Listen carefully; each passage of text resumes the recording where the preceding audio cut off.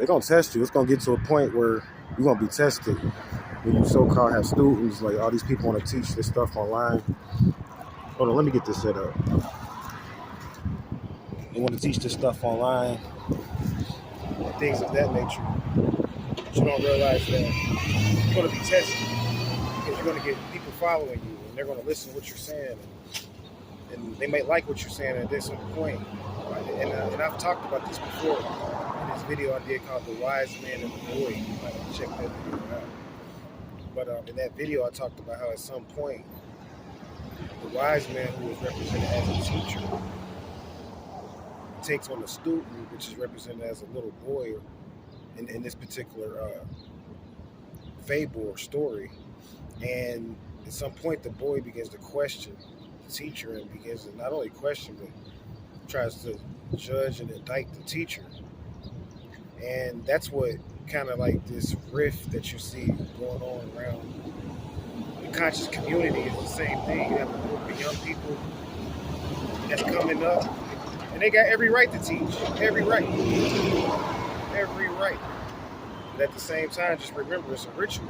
Because every level you go to, you're going to be faced with a particular person that you may not have known exists. They may have more information than you.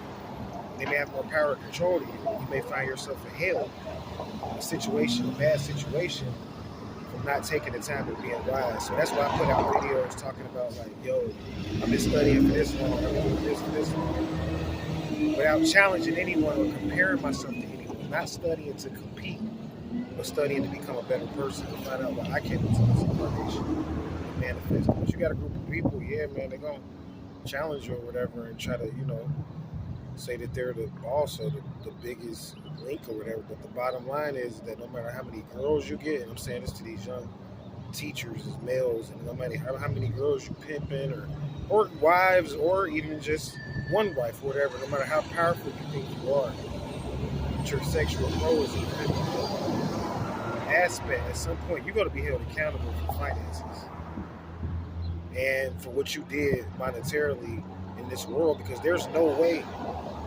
to really talk about consciousness and metaphysics unless you start talking about visa and time. And that's what a lot of people don't want to deal with.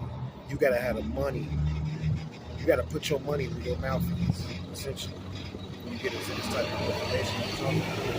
And I'm talking about your money that you created as a sovereign, not what they gave you and the loans they gave you.